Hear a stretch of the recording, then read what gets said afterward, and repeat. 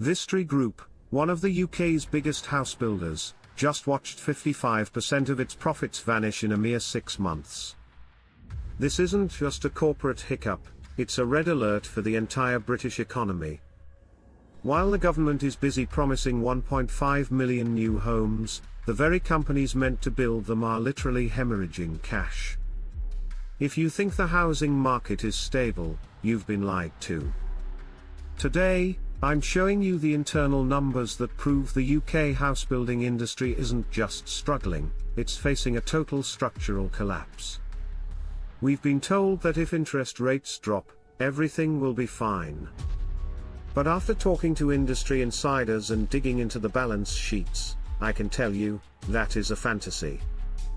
From sites turning into ghost towns to the buyer strike that nobody is talking about, we are witnessing a death spiral. In this video, we'll uncover why builders can't afford to build, why you can't afford to buy, and the terrifying reality of what happens to the UK when the bricks stop being laid. Section 1, the Vistry catastrophe host. Let's look at the canary in the coal mine. Vistry's pre-tax profits plummeted from £90 million to just £40 million. In a country with a massive housing shortage, how can a giant builder fail to find buyers? It's simple math.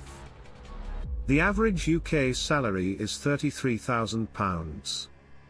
The average new build, £280,000. That is 8.5 times income.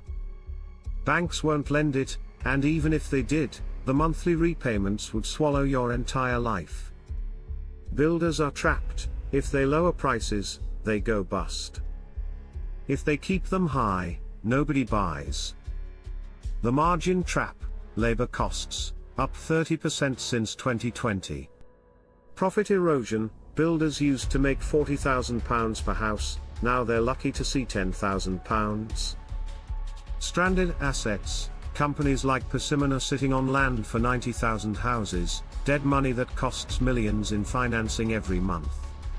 Section 2, the silent buyer strike host. Something unprecedented is happening. Buyers have effectively gone on strike. Not because they don't want homes, but because they've realized the game is rigged. When your mortgage, council tax, and bills take up 70% of your take-home pay, the dream of homeownership becomes a nightmare. For the first time since 2008, people are walking away. The psychological shift is massive. Once people stop believing property always goes up, the entire model of the last 30 years collapses. Engagement point: are you currently holding off on buying a home because the numbers just don't add up? Let me know your situation in the comments. I want to hear the real-world side of these stats. Section 3, the 1.5 million home fantasy host. Labour has promised 1.5 million homes by 2029. That's 300,000 a year. Last year, the industry managed 170,000. To hit that target, we'd need to double our workers and materials in an industry that is currently shrinking. The workforce crisis, the age gap, the average UK construction worker is 47. In 10 years, half will be retired. Brain drain, apprenticeships are down 60%. Young people don't want to join a dying trade. Brexit factor, the Eastern European workforce that built Britain is gone, and they aren't coming back. Section 4, the 2025 explosion host. Why is 2025 the breaking point? We have a perfect storm of 5 triggers: loan defaults, billions in development loans are coming due, and projects aren't selling. Missing targets, the government's housing targets will be missed spectacularly, causing political panic.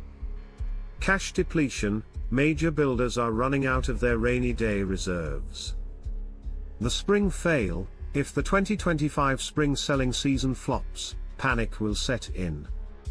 Rate stagnation, interest rates aren't falling fast enough to save the overleveraged.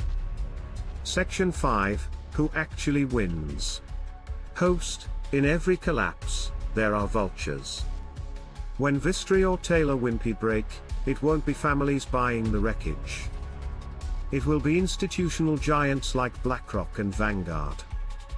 They are waiting to buy land banks for pennies to create build-to-rent empires. A future where you don't own anything, you just rent forever from a multi-billion-dollar corporation. That is the modern company town being built while we're distracted by political promises. The UK housebuilding industry isn't just in a slump, it's facing an existential threat.